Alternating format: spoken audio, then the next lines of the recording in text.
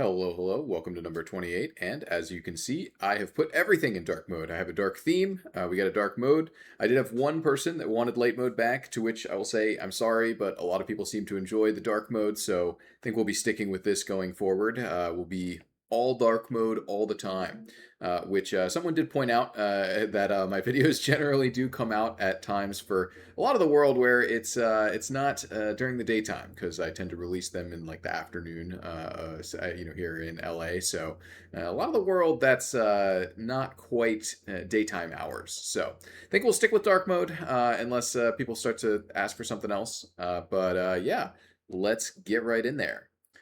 So, going to get started by answering two questions sort of at the same time because I think they're very similar, kind of getting at the same core concept, which is, a big upside in a system in exchange for a big downside. The first of which is, would a negative ability hazed item in exchange for high flat magic pen be a good idea? And then a new item or keystone that turns ranged champions into melee. So I'll talk about the specifics of these after I get sort of through my philosophy, like my sort of design thought process here, my sort of philosophy around this. But for me, I think that most of this space, like most of the design space here, is dead for League. I don't think that it actually is a particularly rich space for League for a bunch of different reasons, and let me explain why. Items in League, using items as an example, and runes, they're a little different, right? But a lot of the stuff I'm going to say is going to apply to runes as well. But items in League really have two different main purposes. It doesn't cover literally every item in the shop, but this is the overwhelming majority of items fall into one of two categories. The first is a fantasy enhancer. This is like a Trinity Force or an RFC. And the second is a situational item of some kind. Grievous Wounds probably is the best example of this, but even items like Sterax and Death's Dance even fall into this. Like Zonia's for some champions falls into this. Zonia is a really interesting example because for some champions it's a fantasy enhancer, right? Like you think of like Morgana, for example, or Kennen. And for some champions it's a situational purchase, like a Lux, for example, where it's like, oh, I build Zonia's because I don't want to die to Zed or something like that, right? But most of the items in the shop fall into one of those two categories. And the thing that's awkward about that in regards to items with downsides is that downsides don't really fit into either of those shapes very well, right? Like you think of an item like Trinity Force. This is a fantasy enhancer. Uh, it gives you health, it gives you AD, it gives you attack speed, it gives you haste, right? It's like, oh, you look at the item and you say, okay, so I'm Jax, right? I want to jump on people and W them over and over and over and over again and do a bunch of damage until they die. And Trinity Force says, oh, you need health to survive. You want AD and attack speed to do a lot of damage. Here's the Sheen effect that works really well with your W. Here's some haste so you can cast your spells more frequently. You can catch up to them more. You can cast your Q more. You can cast your W more. And oh, by the way, you even get some movement speed so that you can keep up with them while you're auto attacking a lot, right? It's like it's enhancing of Jax's fantasy, right? Jax is still doing the core Jax pattern, right? He's not doing an entirely new pattern. He's just doing the same pattern that he already has better, right? And that's what makes Trinity Force an amazing item, right? Is that it's a direct pattern enhancer, but doesn't have to substitute its own pattern in, right? Like, and you can take some examples of like some of the mythic items that sort of started to violate that in ways that we felt were kind of inappropriate. And then the situational items, things like Morello's, grievous wounds items or defensive items against specific types of enemies, things like Wit's End or Maw or whatever, right? You can look at these items and say, okay, so you can imagine how they could have a downside, right? Like say Trinity Force, for example, had minus 50 AP on it. That probably could be a slightly more powerful item, but it having a negative is not fantasy enhancing, right? It's kind of a negative is kind of directly at odds with the idea that most of our items are going to be fantasy enhancers. And then for the situational items, most of the time we want the situational items to actually be good in the situation that they're in, right? I will say some one counterexample to this is the original Stone Plate, where the original Stone Plate actually had the downside of reducing your damage when the active was on. And the idea with the original Stone Plate was that that was just a functional modifier, like reducing your damage to prevent the item from just being a fighter item, right? Because the original Stone Plate, the whole idea of it like activating it and getting more health while it was active, that's just that's really conducive to a fighter pattern, which is exactly what we saw with the second version of Stone Plate, like the you get a giant shield, which was that version of the item was actually a lot better on fighters than it was on tanks, aside, Cassante aside, right? But that version of the item was way better on like Jax and Kled than it was on, say, like Malphite or Maokai or whatever, right? Anyway, we don't need to get into all of that. But Basically what I'm getting at here is that downsides don't really fit into the way that league items are typically like structured and designed, and like what the purpose of league items typically are. And you can see, I think a lot of people get the idea for these items with downsides when they play, say, like roguelikes, roguelites, some types of RPGs that have systems that look kind of similar to leagues, but league systems have a very specific and different purpose comparatively to those, right? As an example, league's item system also needs to be balanced, right? A random cursed item in a CRPG doesn't actually have to be balanced at all. Part of the interest in a cursed item in a CRPG is the discovery around what does this do? How can I use it? Right. And that is a really like that motivation doesn't work for League because just discovery of what something is going to do for your character is not going to carry that item for thousands of games, when it has to be balanced, right? As an example, look at like cursed items in CRPGs. A lot of them are completely worthless or like not ever worth using, or by far the best thing that you could equip in that given slot in a given game. And it's up to you to like experiment, decide whether you want to actually, explore and discover what it does and whether it's actually worth using when you're playing through a CRPG. Same thing with like, cursed style like Kiss+Curse items, in or relics or whatever in uh roguelites, etc. Like, is this worth it? And part of it also is that the like down items with downsides or effects with downsides in roguelikes and roguelites, they don't actually have to be high quality because you won't see them every run, and even when you do see them, sometimes you won't be in a position to take them, right? Whereas that doesn't apply to League, where if we're making an item with a downside that is balanced, it's going to be optimal on some champions, right? And so the end result for like the first example here of a negative ability haste item that has high flat magic pen, the end result is that LeBlanc is going to feel worse to play because she will be required to buy this item. We will tune her around this item because this item is going to be really good for letting her one shot burst people, right? But that just means that she just has less haste, which is going to feel bad for most LeBlanc players, even if it's factually a more powerful version of LeBlanc. Well, eventually that might mean that she has to get nerfed, for one. And for two, she's going to have slower rotation on her abilities, and she's just going to cast fewer W's and probably feel worse as a champion, right? Haste is a particularly sensitive stat here, where I think it's something that we like should very rarely, if ever, reduce on champions, right? I think this is something that's particularly painful about the negative haste modifiers in ARAM Mayhem, for example, or just ARAM, I guess technically, is your champion just feels less functional. And that feels really, really, really bad. And for assassins specifically, like this space that's being called out by this question in particular, I really don't like this because I think it's likely to create problems for the AP assassins that are actually similar to the AD assassins, where this would make them very good at killing people and like bursting squishies, but doesn't actually help them win the game, right? Because the longer your cooldowns are, the less like the more likely you are to go for like a 1-for-1 or get a 1-for-0 in a way that you can't capitalize on. And that's more likely to create a situation, where you trap games where it's like, oh, here's a 20-5 LeBlanc that's running around killing people but can't actually end the game. The longer your cooldowns are, I think the more likely those kinds of scenarios are to occur.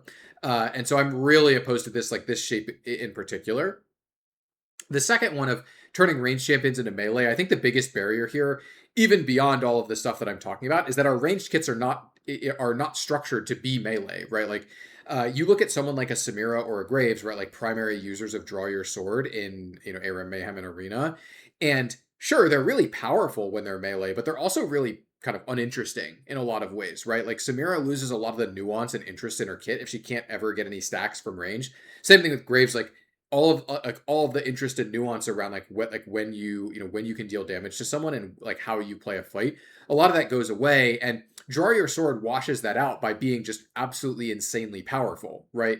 And ARAM Mayhem and Arena can get away with that because Samira and Graves don't get Draw Your Sword every single game, right? Like there's just some games where there's no prismatics and some games where you get a prismatic and you just don't roll it, right? And so they're allowed to have situations where it's like, we just totally juiced up this champion's stats and the gameplay experience is lower quality, right?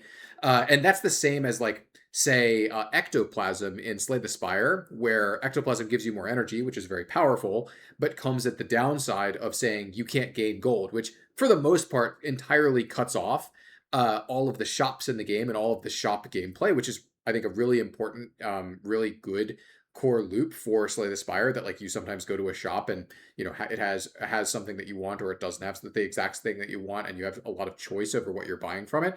Ectoplasm cuts out a really core loop of the game. And I think that aspect of it is actually kind of negative. But because you don't get ectoplasm every single game, even though I think the core gameplay is harmed by you getting ectoplasm and not being able to meaningfully access, shops in the gold loop from that point on in the game, that's okay because that's an experience that you only get very rarely. And so the gameplay being damaged it's okay because it's something that you don't have every single game, right? Again, though, getting into the part where League's item system has to be balanced, and these other systems that I think people compare to don't have to be, uh, is that if this item is like if we have an item or a keystone that makes you melee instead of ranged, that is just going to be the thing that someone like a Graves or a Samira or however we tune it, one of those champions or some of those champions are going to want to take every single game, and that's just going to be who they are, right? And the gameplay will be a lot worse, right? Like the core fantasy of the champion will be, significantly degraded by that. In ways that I think are deeply inappropriate, regardless of whether we can balance this or not, right? And I suspect that actually the end result, especially having signified from Draw Your Sword, is that this item would actually have to be probably quite overpowered to feel like it's worth doing ever, right? The actual like correctly balanced version of the item is probably really deeply unappealing to almost every single player that we could have here. So ultimately, like I said, I think this is mostly a dead end for League itself, this design space. However, I do think there are some versions of it that maybe can work or could potentially work or have potentially worked for League. As an example, actives that have a temporary downside, right, like the original Stone Plate and like the current actualizer. Not saying the current actualizer is working. Obviously, it's not, right? It's not doing what it's supposed to do. But the idea of actualizer of like, hey, part of why you want a lot of mana is that your mana cost will be higher during this effect. I think that like the logic behind that still like plays out reasonably well to me. I think there's a lot of structure of actualizer that doesn't, the actual outputs of actualizer maybe aren't the right ones, or the actual like placement in the current system don't necessarily work the best. But that part of it I think is seems reasonably fine. Same thing with the original Stone Plate of just like, hey, this is a downside that means that this is just better on tanks than it does on fighters. Sure, right? Another version of this I could imagine working is a downside that turns into an upside, right? This is something that I think is particularly cool. It doesn't turn into upside, but the downside goes away on Celestial Body in the current version of Arena, where there's augment levels, where it starts out reducing your damage, and then as you level it, it goes to 0. I could imagine something like that in SR on an item that's like, hey, imagine an item that says your damage to champions is reduced, right? But as you farm or something like that, you get more and more damage to champions until it's actually an upside instead of a downside, right?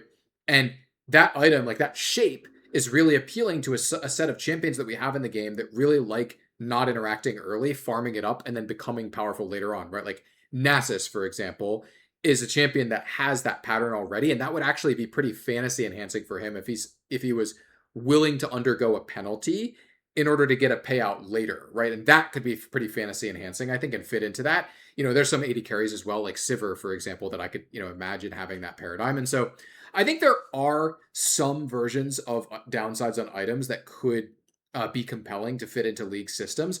But most of this space, I think, is a kind of dead end for League, where I don't think that this is largely something that makes sense for League, not the way that we use our systems, because not like I think the biggest barrier, to be honest, is actually just that League systems are balanced, and very few other games actually care that much about balancing their systems really tightly. And Kiss+Curse effects tend to, on average, need to be substantially more powerful than other effects in order to actually appeal to players, right? And so that kind of knocks out a large percentage of these kind of immediately right off the bat, right?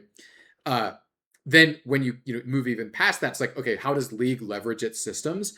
Oh, we use them for situational outputs like systemic release valves, which downsides don't really make sense on those a lot of the time, or fantasy enhancers, which downsides don't really cooperate with those either, right? Like me telling you that your cooldowns are longer is kind of innately not fantasy enhancing. Your fantasy can't really be enhanced by having a downside unless that downside is going to turn into an upside later, or do something that is particularly fantasy enhancing for your champion, right? Like as an example, ignoring a downside is not fantasy enhancing, right? If I told you that there was a really good item for Yasuo that had negative ability haste on it, and you're like, oh, that's cool for me because my Q and E effectively don't scale with ability haste, and I don't really care that much about my W and R cooldowns, and so I can accept that negative ability haste is fine for them. that doesn't enhance Yasuo's fantasy. It just means that he gets to have a more powerful item, and there's not really anything super fantasy enhancing about that. And so my kind of summary on this whole topic is there may be some small areas where something in the space could be cool, but for the most part, I don't think it's a topic worth pursuing. And I'll say that like lots of people have tried, pitches and actually, prototyped items that are in this space. And largely they have played out the way that we would expect them to based off of the kind of design philosophy that I've talked through here, is that they don't fit into the like the way that we use items in League, the way that League's item system or rune system are actually intended to be used. And so because of all of that, I think that this isn't really a super promising or compelling space in the way that League uses its systems right now. What is Leandri's goal, and is Riot satisfied with it? So I can't necessarily speak to what the current live pod thoughts on Leandri's are, but as the person who structured the current AP system exactly the way that it is right now, and who put Leandri's into the shape that it is right now, I didn't do the most recent tuning change like the nerf that it got in season 14, but as that person, I can speak to like what my original goal was, which is, hey, we have a lot of AP champions that either care a lot about sustained damage, or care a lot about being able to deal damage to a more durable target because they don't have good target access to the backline, or in some cases, both, right? And we want to have an item that gives those champions a little bit of durability because the fact that you're hitting frontline likely means that you don't have a bunch of mobility to like reach the backline, and gives them some target agnostic damage that can hit the front line and make you feel good about that, right? And there's basically two groups that we're talking about here, right? The number one is control mages, right, that want to buy this in their second slot, right? The Victors and the Orianas, that care about being able to buy Leandries in the second slot. This makes them a little bit more durable, right?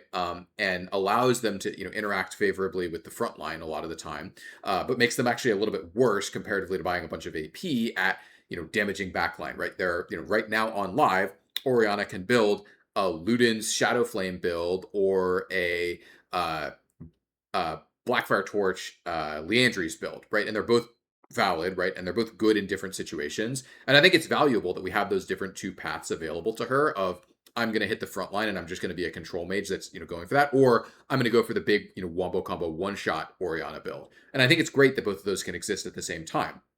And it's important that Leandries exists in order to support the actual like core control mage build. And same thing for other control mages out there. The Anivias, the Victors of the world, right?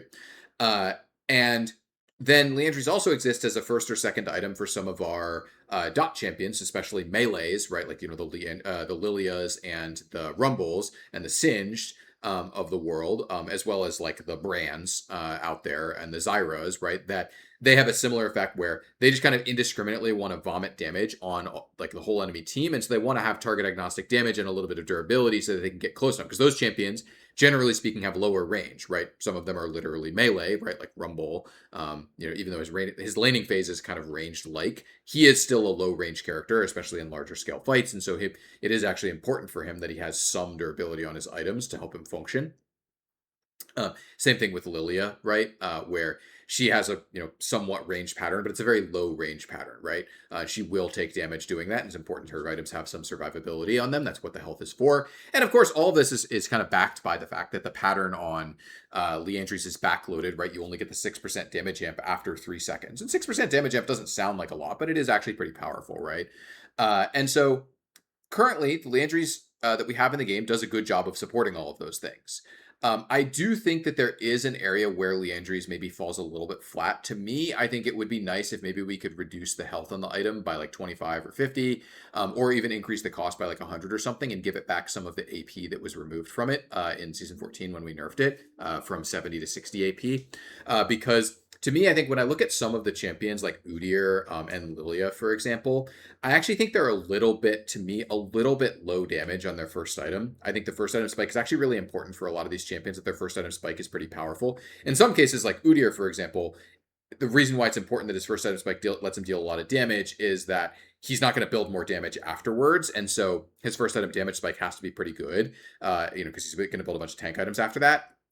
For some of them, like Lilia, it's important that her first item damage spike is really powerful because even though she's going to build more damage afterwards, she needs it's important for her kit's functionality that she gets a lot of damage out of first item, and the survivability is important once you're at like 2 to 3 items and you're in larger scale fights. But it's harder to like interact in the 1v1 or like the 2v2 cases when you don't deal a lot of damage, and being bursted is less of a concern.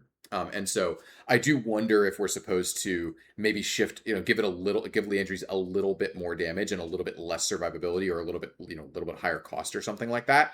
Not super confident in that, but in general, I'm pretty happy with the space that Leandries occupies, where it's providing this kind of dual functionality of, hey, if you're an AP champion that has low cooldowns on their spells that can repeatedly hit, especially a large number of champions with your spells, you have something that gives you a little bit of durability and gives you some target agnostic and backloaded damage that says, okay, if you have low cooldowns on your spells and you can hit a lot of people, it's likely that you don't have a lot of range or mobility, right?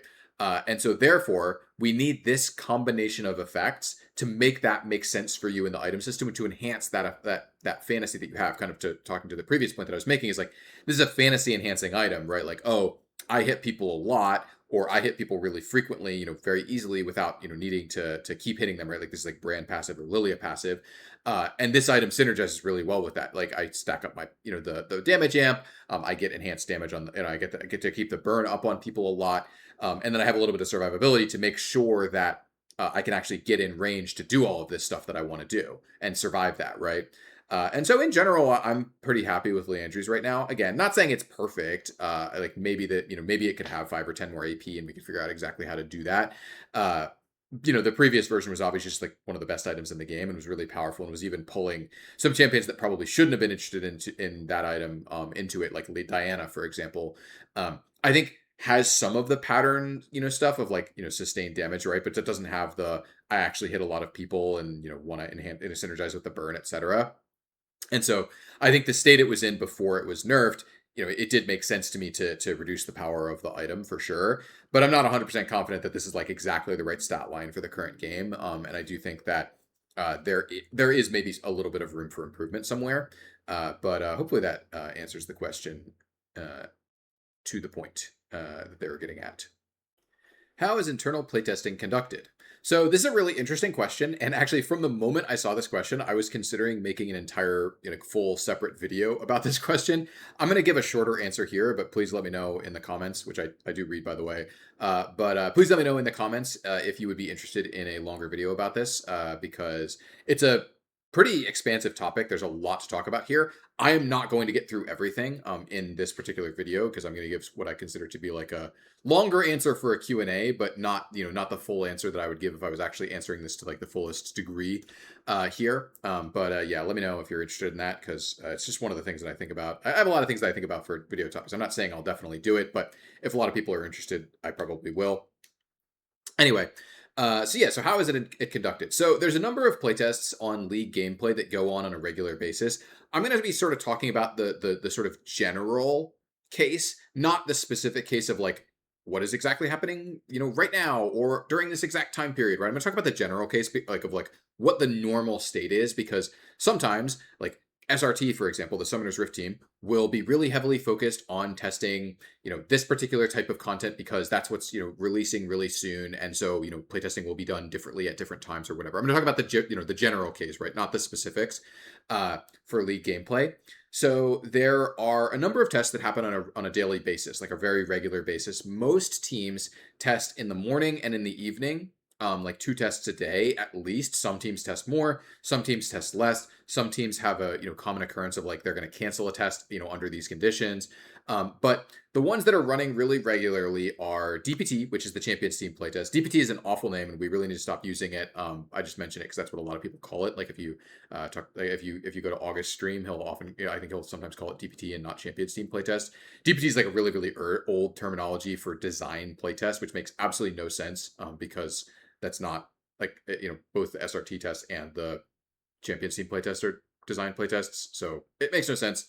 I'm going to move on. I'm just upset about it, but we're going to move on past that. Anyway, so Champs Team playtest, which is also called DPT internally, is as you might expect, the champions team, right? Normally, this test is mornings and evenings, and they run a hey, we have a new champion coming. We have they'll have a broad range of things in it, usually from here's an early champion concept to here's a champion that's midway through development that like is starting to get tuned versus and then there might also be champions that are like about close to release that are getting like close to their actual release tuning values and like all their mechanics are completely locked down, etc. Right? There will these tests tend to be pretty chaotic because there's a lot of like very early stuff in these tests pretty frequently, and it's pretty unusual that champions team will do tests of like, hey, we want to really focus test on Zehen or whatever because he's coming out in a month or whatever. It's pretty unusual. They will typically just kind of send it on throwing whatever into the test, and the expectation of like the quality of the test is pretty low as well. They'll have people of very large skill ranges here of, hey, there can be a player that's literally in bronze, as well as a player who is in masters in the same test, and that's like a regular occurrence. So there's a lot of like cheating that often goes on in these tests of like, oh, I'm on a test point champion and I'm really far behind. I'm supposed to be figuring out if this combo makes any sense. Okay, I'm gonna like cheat myself a bunch of gold and levels because at 15 minutes because I'm really behind and that I'm not gonna be able to test what I'm trying to test in this game if I'm really far behind, or vice versa, whatever, right? Like, oh, my champion is really OP. I'm gonna just use a cheat that reduces my damage by 30% because this is just ridiculously tuned, and I'm not gonna be able to get any feels for the pattern when I'm doing this much damage, right, etc. Right, and so that's sort of how Champs Team playtest is done, right? Like it's kind of the Wild West, crazy stuff happening all the time. Expectations of balance are very low. Then there's the Summoner's Rift team tests, which are morning and evening. These vary from time to time. Are they about the next piece of seasonal content? Are they testing some patchwork for live, right? Like, oh, we're doing a bunch of changes to Swain or whatever, right? And so we're gonna put we're gonna put a bunch of games onto Swain to understand like if any of these mechanics that we change make sense, right? Or is the tuning on this right, etc. Right? And these are morning and evening. Like I said, these vary a lot from time to time during the year of like, hey, we have for example, last year when we were working on the stuff for last season is like the last like 3 months of the year we're pretty much just seasonal tests only, right? Like, hey, we're testing role quests and the new items, and those like and the the phalites and overgrowth, right? And we're testing all of these things pretty extensively, and so we were just hard grinding on those things and not really doing any pure live tests. Like for the live pod, we were just heavily focused on doing seasonal stuff, right? Uh, and these tests tend to be a bit higher quality than the champs team ones. They tend to have. There will sometimes be someone just to fill out the playtest. Like 10 people is a lot, and so will sometimes be players of like more average skill. But typically these tests are like plat plus, and the best player in the game will typically be like a high diamond, maybe low master player, and it'll be hey, like I myself might be the best player in the test, as an example, right? And so I might crush the test. And there are like, as an example, there are champions that I'm like legit just forbidden to play in these tests. Like, I'm not allowed to play Diana in these tests because the average result of that is that I go like 20 some kills, and ruin the test entirely for everyone. And so uh, these tests tend to be a bit better balanced, right? And so you're able to take better reads from them. We don't typically play super early champions in these tests, for example, right? Like a champion, early concept generally will not be played in an SRT test until it's locked down and like, hey, these are the mechanics the champion will have. And we'll, at that point, we generally assign out like, hey, here is the SRT, like the Summoner's Rift team consult on this new champion. And then we might start putting some games on it. Like with Shyvana, for example, we didn't play any of the early iterations of Shyvana in the SRT tests until the mechanics of the kit were locked. And then we played like, I don't know, maybe like 5 to 10 games and dropped her, didn't play her for probably a couple of months until she was in a more tuned, balanced state. And then we picked her back up again, played a few more games, when the designer working on her was looking for like, hey, I'm thinking about changing this mechanic, or I'm thinking about tuning this thing this way. Can I get a SRT read on this thing? And then there's the GAT test, right? This is my old team, the game analysis team I used to be on. They test typically, I think their current schedule is 3 times a day. Back when I worked on the team, we typically tested 4 times a day, just different schedules, different priorities. Sometimes they test 4 times a day as well now, I think. I'm not sure their exact schedule these days, but they have tests in the afternoon as well, in addition to the morning and evening tests, and they have a lot of very targeted, like, hey, uh, this sprint, this 2 week duration, we're allocated, mostly to testing, the upcoming season, or mostly to testing, these champions or whatever, right? And so they have a lot of different like types of tests, and their skill bands are much much much tighter, right? They're like high diamond, like high diamond plus for their tests. Honestly, it's even like really masters plus, I think, these days tests where they have much higher skill, like much higher skill players. It's very hard for them to find people to sub into their tests, of course, because if they don't have 10 themselves, then it's hard to find a sub that has the appropriate skill requirements. Of course, they can, right? They might pull in like myself or Madness Hero or Xanos or someone like that to come sub in for them if they really need to. But yeah, they typically test like something very very targeted and specific, and they'll be very intentional about like, hey, if they're going to use cheats in this game to like stabilize game state, they might just literally equalize the whole game in order to get at a desired game state of like, hey, we want to test the mid game, of this champion with this build, right? Might be like they would have really specific test points like that, like more so than the general ones tested by teams like SRT or Champions, who are mostly just kind of like throw stuff into the test and kind of see what you get out of it. GAT is much more targeted, much more specific around like, hey, we need to know this exact thing. Let's set up a test that is designed to get that exact thing out of it. And so they'll do whatever it takes to make that, to get that information out of the test, which is awesome. It's very, very helpful to work with as a designer, which is great. And of course, it's also super nice. They have more tests per day, so they can get at stuff much more easily. Though, of course, in some ways, it's harder, right? As a designer working on a specific project, they have all sorts of different demands on their time. And then, of course, the other thing, which I'm not, I'm going to give more general answers, is like Mode's team does playtests, regularly as well. I think their typical setup is 2 times a day in the morning, one in the morning, one in the evening.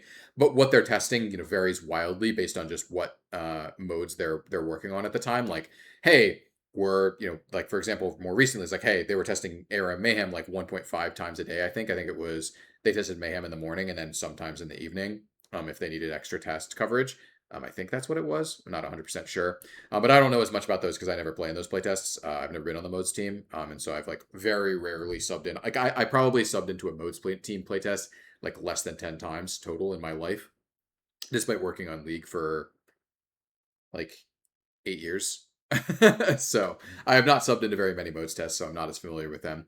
And then there are also other sorts of playtests like that go on regularly internally. Like we have leads playtests where the leads, come and test content. Like those are usually set up and targeted specifically for them. Like, hey, we want the leads to look specifically at like the upcoming seasonal stuff right now, so they can get a sense of what's going on with that. Or hey, the leads need to know like what's going on with this upcoming mode, and we're going to set up that for them or whatever.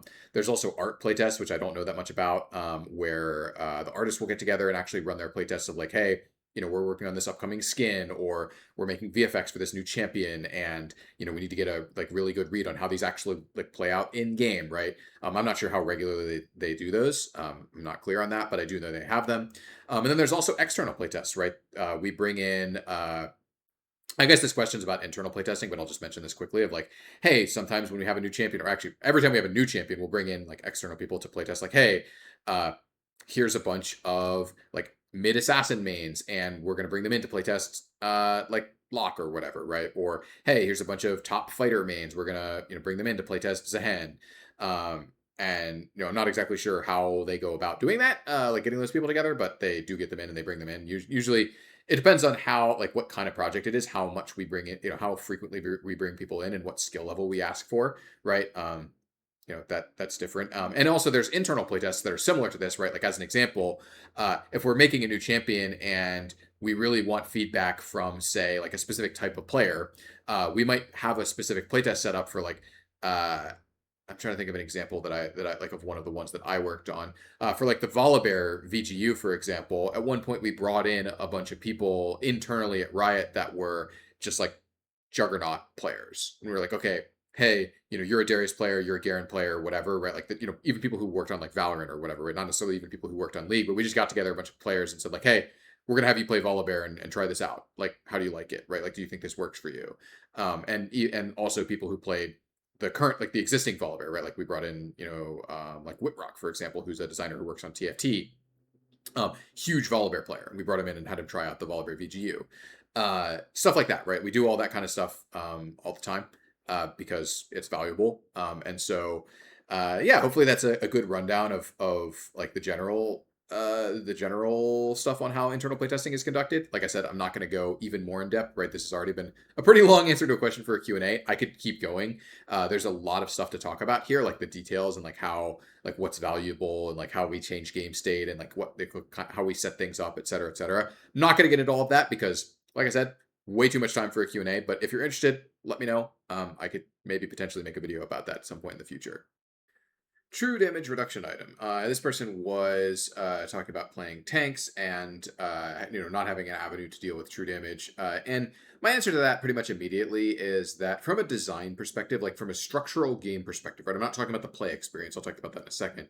But from a structural perspective, it is actually very important that as a designer and in the game in general, we have a way to say this damage cannot be mitigated, right? Really good example of that, like where it's important really like structurally is Olaf E, right? Part of why Olaf E can be allowed to have like a really high health cost and it can basically just, be leveraged to interact with his passive in a really cool and interesting way on his kit is that we know exactly how much damage the spell is going to do, right? You can't get yourself in a situation, outside of like someone has killed it, I guess, right? But you can't get yourself in a situation where using your E is griefing yourself, right? Like where it's like, oh, I'm playing against a Malphite. Like imagine it did physical damage.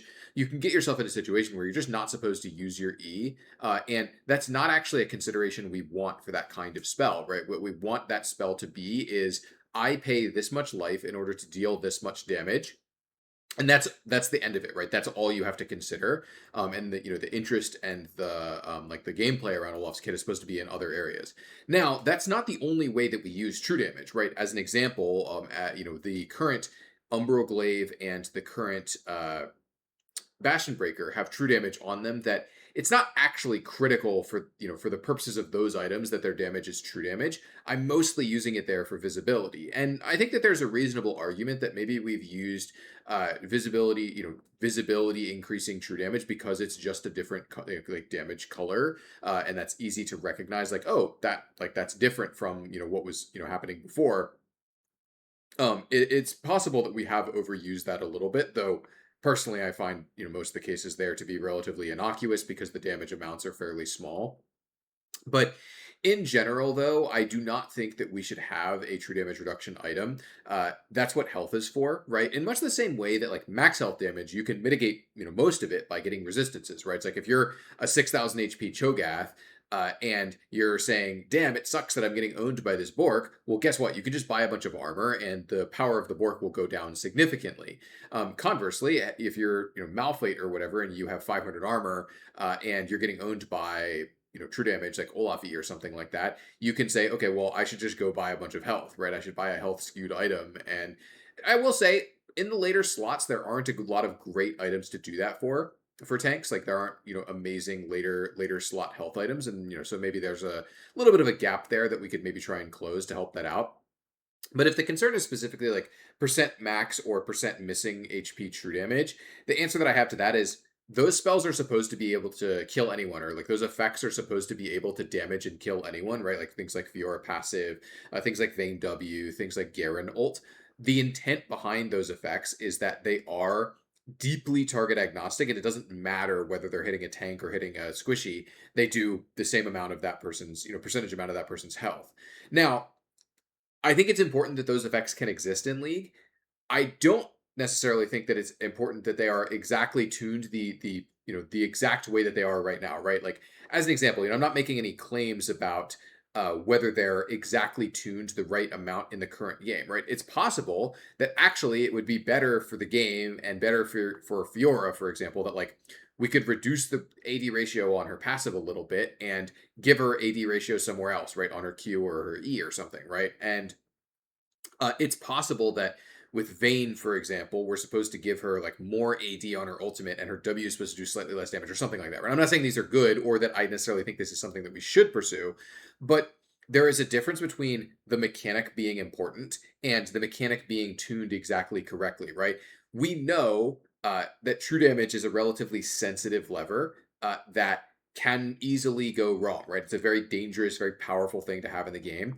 But it's important that we have access to a method to say, this effect isn't affected by resistances, and we know exactly what number, like what amount of damage it's going to do. Because if we don't have access to that, there are a lot of kit designs and a lot of structures in the game that just don't work anymore, right? And it's pretty important that we have access to those, right? Like we want there to be a Fiora in the game, right? Like a champion who can duel anyone, right? We want there to be a Vayne in the game, right? An AD carry that can kill anyone, right? And so from the perspective, like that perspective, I don't think we would ever make a true damage reduction item. Uh, that's like that goes directly, kind of flies directly in the face of the whole idea of true damage of being this is damage that cannot be mitigated. Uh, but this is none of this is to say that like I think that exactly the amount of true damage we have in the game right now is the perfect amount, or that we shouldn't have an item that has a lot of health on it that's good for resistance stackers later in the game. That's kind of what I was trying to do with Protoplasm, though I don't think it hit that super effectively. It's okay. I mean, it's good on Rammus as an example, right? And some of the resistance stackers do actually really like it, but I do think that there may be space for some sort of indirect counterplay, but a direct counter I think is just kind of a no-go because that violates one of the core rules of the game, which is that true damage isn't mitigated by anything. And so that is one where I'm pretty confident this is something where, given the current structure of the game, and I think the structure of the game that it's likely to have forever, I don't think we'd ever make a true damage reduction item. Should Raptors lose some units to make jungle more accessible to certain champions? And this person was talking about champions like Trundle and Warwick that don't have AoE, that feel bad that they have to like auto attack individually all of the small Raptors. So, interesting thing about this is that the original goal of Raptors having a lot of units was that uh, the intent was that different champions with different levels of like AoE clear would prefer different sides of the jungle, and that would lead to interesting diversity in pathing. Right? The idea was that like a Mumu will really like the Raptors and Krug side of the jungle, and Warwick will really want to spend most of the time on the Gromp, Wolf side of the jungle because there's fewer, numbers of enemies there. Like there's just, like it's better for single target champions. I think the actual reality ended up being, especially post Jungle Pet, that was never really real, right? Like the actual reality is just you will clear the camps that you can clear, and being slightly better or worse at clearing a specific camp is not something that actually makes a lot of sense structurally in the jungle. Um, and so I think to that point, uh, this didn't work, and so therefore, like, would we want to revert it is a real question. It's like, however, my answer is like, well, if we make the small, like there be fewer small raptors, we would probably make the small raptors a little bit tankier, and you probably end up attacking the small raptors a similar number of times as a Warwick. Maybe you feel better about that you attack the small raptors, twice, or like, two small raptors twice, or three small raptors twice each or whatever, rather than five small raptors once each or whatever. Maybe that feels better. I'm not really clear on that, but the jungle pet kind of equalizes everything, out to, well, you don't have to auto attack them multiple times like you did prior to the jungle pet, right? Like I do recall, prior to the jungle pet, you'd be playing Trundle jungle and you would have to attack all the small raptors twice or whatever the deal was. And it's like, oh my god, this is miserable in your first clear. And so I think there's a question here of, do we have the correct mechanics on the jungle pet, right? Does it even really matter how many units there are in the raptor pit? Like to me, I suspect that ultimately the answer to this question is like, it doesn't actually matter that much how many there are. What actually matters is how powerful is the jungle pet at killing the small monsters. And we could literally just say, if we wanted to, the amount of damage that the jungle pet deals to the small monsters is different between camps. It could just deal more damage to raptors if we really wanted to solve this case. And that's not really like I don't really see that as a problem, really. Uh, and ultimately, my answer to this is just like, I think we should just do whatever we think is cool and looks good, and we can change the game mechanics to really be whatever we want, right? Like there being a lot of monsters probably does feel pretty cool for some of the AoE clears, like a Mumu, for example, that actually like really specifically cares a lot about there being a lot of like a lot of monsters there, because of his e-refund mechanic and just being able to AoE them down really efficiently. And so to me, I'm kind of whatever on this. Like, if an artist came to me and was like, I have this really cool pitch for Raptors that's going to require them to have two less small Raptors, I'd be like, sure, we can make the gameplay work. If someone came to me with a pitch of like, I want to add a Raptor because it's going to look really cool in this way, and it looks cool, and I'd be like, okay, right? Like, to me, this just isn't this isn't the right question. I think is how I would put it. Is like, the question that's sort of being hit at here is, do like primary single target junglers have appropriately good feeling clears? And the solution to this to me is not to change the camps, it's to change the jungle pet mechanics in order to get them to do whatever we want, right? Because the number of the number of champions, what am I talking about? The number of monsters in the camp at this point really has very little to do with the actual reality of clearing the camp, right? Like the mechanics of the jungle pet determine that. And so we have a really easy lever to pull here, uh, that is way easier to pull than changing the visuals and the theming of the camp of like this is a like large group of monsters. So that's my thought here is just this would not be where I would go to address this problem. But I get the sentiment behind this of like, hey, it feels bad to have to auto attack all of these things as a single target jungler, and it feels bad as being a Warwick or a Trundle or whatever. And I don't have a particularly strong feeling about that because like to me it's like you out level this problem I think pretty quickly a lot of the time, or at least that's my understanding. Like last time I played champions like Warwick and Trundle is like you can either buy a Tiamat or a Cinder or whatever and not worry about it, or you just get some stats and the jungle pet will like burn them down eventually for you, like without you having to auto attack them. It's mostly like a first and I think second clear thing. Maybe that's not true, and maybe the actual answer here is like, oh, we've nerfed one of these champions in a way that makes it so that it feels bad on like your third or fourth clear, and maybe we should figure out a solve for that separately. I don't know, right? But changing the number of units is like to me probably not the first place I would go to address this. Epic item with HP and AS. So this is a topic that's come up a number of times before, which is improving the Dusk and Dawn build path and also potentially the build path of other items. It's an interesting idea. What I tested when I was doing Dusk and Dawn was AP and AS, and I kind of concluded that that wasn't worth it. Like it wouldn't like fit very well into enough items, and it didn't actually really even help Dusk and Dawn that much. So I think this is interesting because to me personally, I actually really want to make a tank item that has AS on it. And in my opinion, this is something I think I talked about this in a previous Q&A, but I have a fairly low opinion of, in general, our epics, like how our epics interact with attack speed. If you look at our attack speed items, you'll notice that most of our items that have attack speed on them gain a lot of attack speed when you complete them because we don't have any epics that have a lot of attack speed on them, right? Like Recurve Bow is such a low amount of attack speed for the cost, and it's also not even that expensive, right? We don't have any super expensive attack speed components, epics besides Zeal, and Zeal, a lot of the power in that is in the crit and the MS, of course, right? And so it's very low. Like our attack speed epics system in general, I think could maybe just use a look of, do we have the appropriate even amounts of attack speed here? Because you can't buy an epic that has a lot of AS, right? Any legendary that has a lot of AS either builds out of multiple components that have AS on them, right? Like double recurve bow, Wit's End, for example, or just gains a lot of AS when you finish it, or both in some cases, right? And so my read on this is maybe this could be good, right? Like I don't have a super strong opinion of like HP and AS specifically. Could be okay. I kind of look at it and I'm like, is that better than making any other kind of epic, or like is that worth it? Maybe, right? Like I think it's probably a decent, probably a decent upgrade, but I'd have to actually like plot this out and look at like exactly where this goes, like which items this actually fits into, and like understand exactly like what the ramifications of doing this are, and like whether it actually fits into build paths that we like. I haven't plotted this fully out, so I don't have a great answer just like off the top of my head.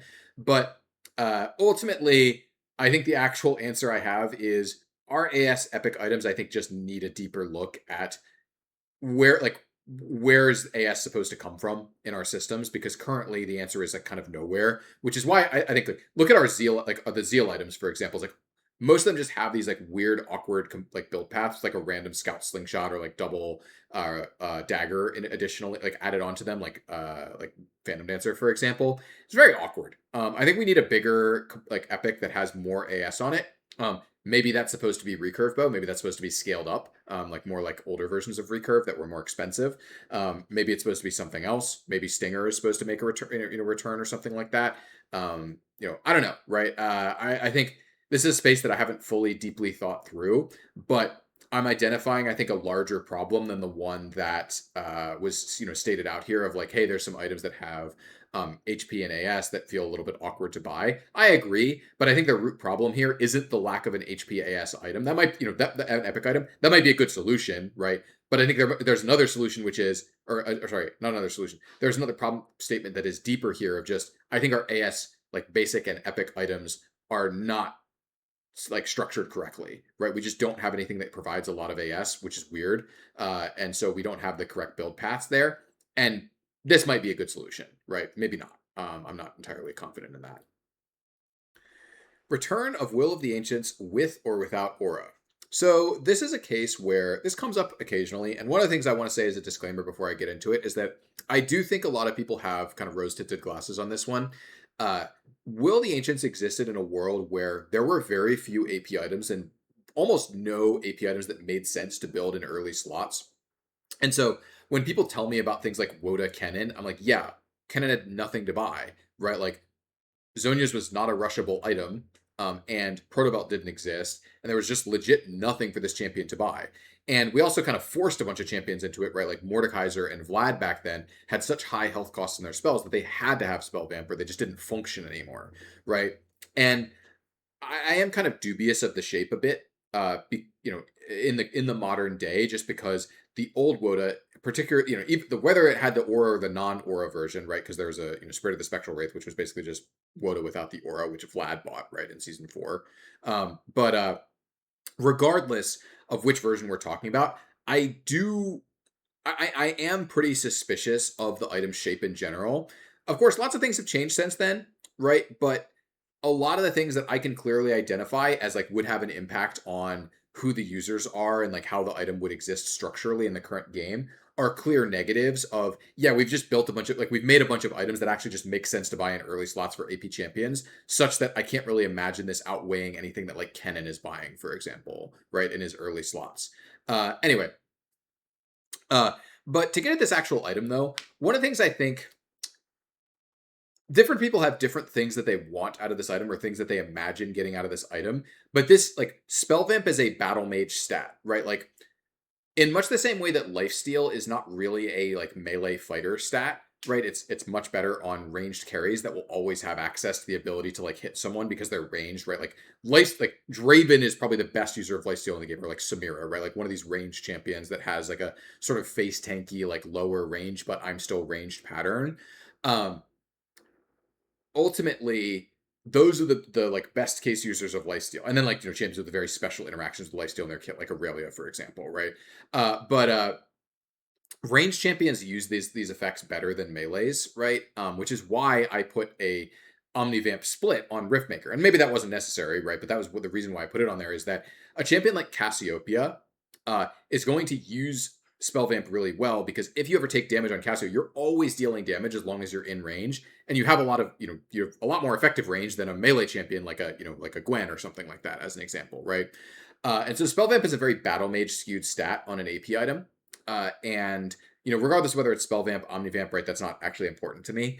Battle mages do a lot of damage, and they have range, so that they're always able to, they're much more likely to be able to deal damage than a melee champion, right? Which is why an item like Woda is very battle mage skewed. And one of the things that I found when I was working on the season 16 items was I actually tried making a battle mage item at one point, which I thought was pretty good, right? It actually was working.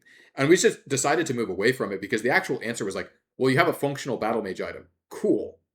Like, what is that doing for our systems? Battle mages already have lots of items, right? Like, there's already a lot of good items for them to buy. And it's not really a problem that we have that, like, oh man, there's a battle mage out there that's desperately looking for more items to buy, right? It's like, look at Cassio. She has way more items to buy than than she has slots, right? Like Swain is a particularly good example, right? Where it's like, oh, Swain, this guy wants, Leandries, Rylai's, Malignance, even Blackfire Torch is good on him, right? And it's like, oh, eventually also you want like percent pen, and on a lot of these champions you want Death Cap, right? It's like you have a lot of items that you want. Rise is another great example. Like, yeah, this guy's going to buy a bunch of mana items, and he's going to buy an Actualizer, and he probably wants to buy a Death Cap and a Void Staff, right? It's like he doesn't have any slots open, right? Really, in most of his builds, and these champions are not hurting for items, right? And so it's not to say that a battle mage shaped spell vamp item, right, whether it's Woda or not, whether it has an aura or not, couldn't, be something that makes sense. It's just, it's not really a priority. Like, I just think our efforts in the current game are better spent elsewhere, in a different space, because battle mages don't really need more items. They for the most part they have plenty of items that they're happy to buy. And sure, expanding their options could be nice, but you have to consider like revalidating what this item is doing in the modern day and like what effects it's supposed to have, whether it's supposed to have an aura or not, all of these other things. That's a lot of effort that we could spend on making another item, right? Which is why like I had a battle mage item that was pretty, looking pretty functional. We didn't test it a ton, but it looked pretty reasonable for season 16, and we just decided, hey, we're going to move away from this because we have an item that's like fine and it seems cool for some of these champions like Rise and Cassio, but they don't need more items, and at best this is like a mild upgrade for them that it's replacing another item that they're also excited about. And we wanted to aim higher than that, which is what ended up eventually in Actualizer. And again, it's not like Actualizer ended up being great, so hey, maybe the Battle Mage item would have been better ultimately, right? But we decided to do something that we thought had higher upside of like enabling big mana stacking builds, which it clearly doesn't do. But again, we don't need to get into all of that. Yeah, we decided to shoot for something that was higher upside because hey, we don't really need to spend all the time and effort making an item that's going to be a very small upgrade for a couple of champions that already have really good, deep, compelling itemization, right? Anyway, the aura thing I think is also interesting. I haven't really talked about this too much, I think, in Q&As before. I'm not going to get super in depth. If people want to hear me talk about it, let me know, and I can always throw an aura like question at the top of number 29 for next Q&A. But yeah, if people want to hear me talk about that whole idea, because I have a lot to say about it around like bandle pipes and that kind of thing. I'll give the short answer, like the very, very brief version of this here, which is that I'm not really a big fan of passive aura items. I like, there is a very specific player type that does really like those items, but even for that player type, they need to be pretty powerful. And then that lends them down this road of they're so powerful that people, like other people who don't like aura items, feel like they have to buy them in order to win, like our optimizers, and they end up dissatisfied with their items a lot of the time, which is why like I tried to subvert a lot of those things with bandle pipes of like, number one, it gives attack speed, which is a somewhat situational stat. Like sometimes you're just going to have a team that doesn't really want attack speed. Sometimes you're going to have a team that's like Azir mid, Kale top, Master Yi jungle, Vayne, Vayne 80 carry, and you're like, oh my god, bandle pipes is insane here. All my teammates want attack speed, right? So there's great variance on that, right? Which Woda does do reasonably well, right? It's like not like the defensive aura, right? The defensive auras, the armor and MR ones, are just always good, which is, I think, maybe the worst version of an aura design is it's just literally always good. Yeah, we run down this path of basically they have to be powerful to for people to consider them, and then when they're powerful, they become this like like people feel like they have to buy them even though they're not satisfying for most players. So bandle pipes kind of subverts that by having like great VFX, only being on some of the time and asking you to play a specific way to keep it on, and also giving you yourself a specific extra bonus of movement speed, both to play into the actual pattern and to make you yourself feel good about having this aura that you're providing to your teammates. So I think bandle pipes, like if we were making a modern aura item, if someone told me, hey, you need to make a new aura item, I would probably be like, I would be copying, bandle pipes homework, basically, like starting with a template that looks a lot like bandle pipes, not starting with a template that looks a lot like Woda, because I think bandle pipes has worked out incredibly well, like way above my expectations. Actually, I think bandle pipes has been amazing for the game, so I've been very, very, very happy with how that's played out. But yeah, if you want to hear me talk more about auras, I'm happy to do that in a future Q&A, but I'm not going to do that here though, because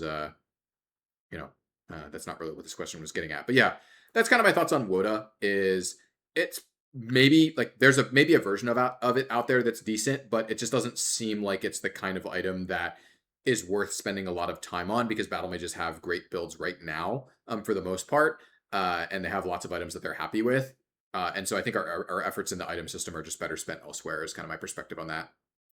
Alrighty, last question for today, wrapping up number 28 here, which is, how do you decide which dashes are allowed to go over walls and which are not allowed to? So disclaimer before I get into this question is the number one best person to ask would be August. If you can find August streaming, he'd be actually literally the best person in the entire world to ask this question.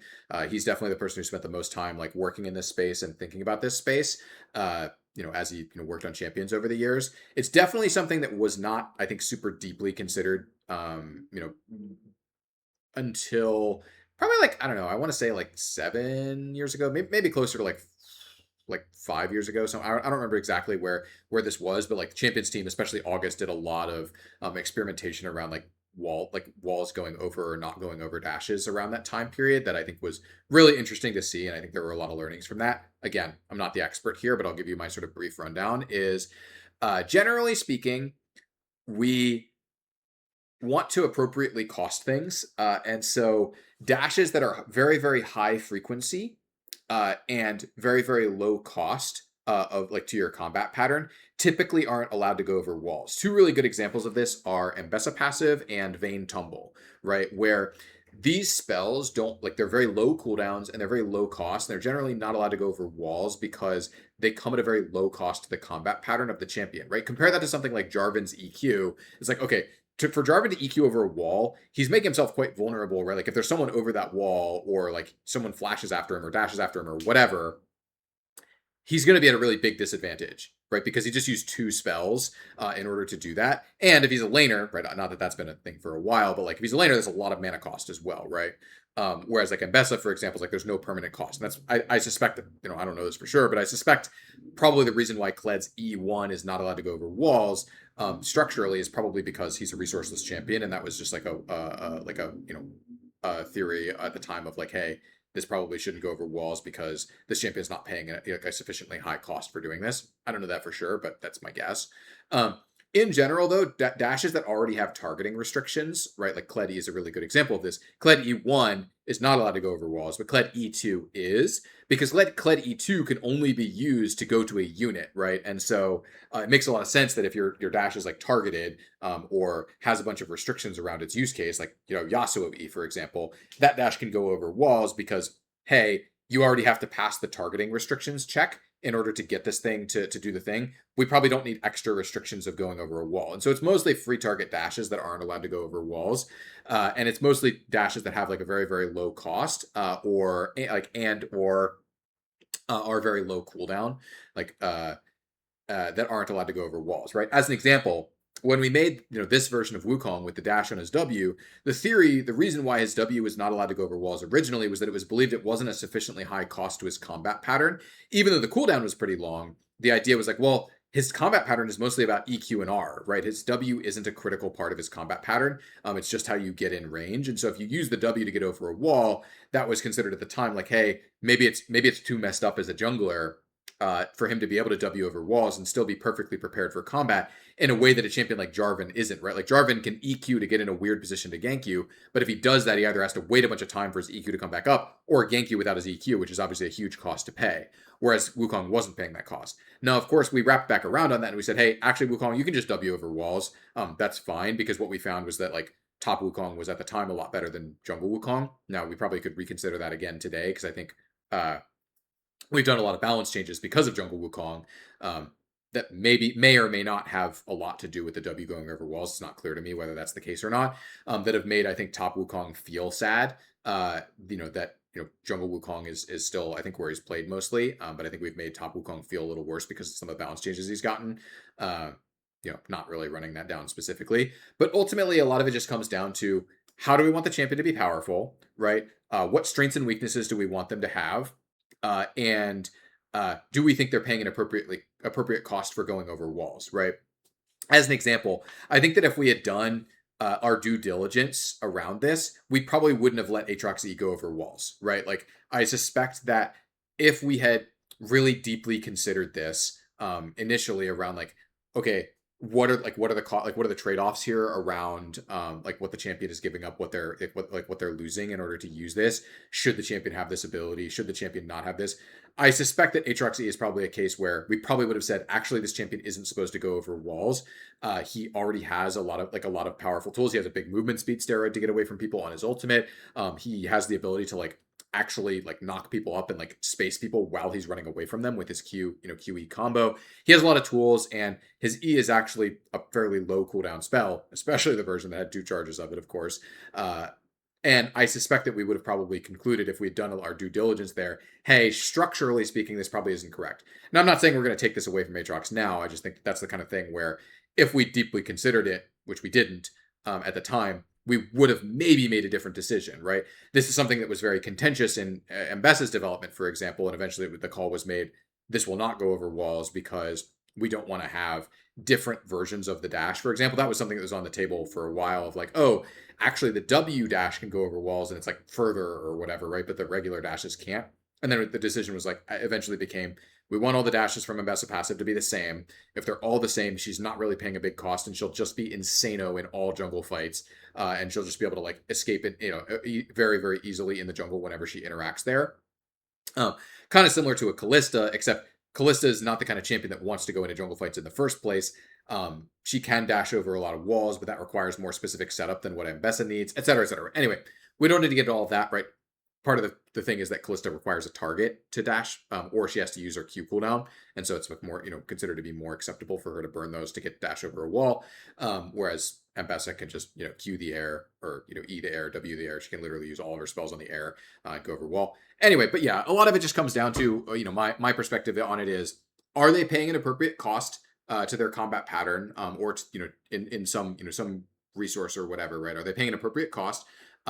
And do we want the champion to actually be able to access going over walls as a power, like as a tool, right? Like Viego W, for example, doesn't go over walls because August didn't want that as like to be a core part of Viego's pattern of like, oh, you like W over the dragon pit with your E and you like confuse people about where exactly you are in your mist or whatever, or hey, you do W over this wall and you're really good at ganking because you have a really low cooldown resourceless dash that lets you get into weird positions, to gank people from weird angles and stuff, right? It's like, again, you want to hear more about this topic, find August, ask him. He's certainly much more knowledgeable about it than I am. This is my general perception on the sort of as more of an outsider to someone who is watching a lot of this research and understanding, be gained over time. But yeah, that's the general perspective I can give you. So that's going to be it for the number 28 here. And yeah, let me know about those questions I was asking about. What was I asking about? Yeah, internal playtesting idea and like aura items. If you want to hear about those, I'm happy to talk about those in the future. And if not, also let me know and I can just not talk about them. That's easy. I can just not say anything about them. But yeah, thanks for watching and catch you next time.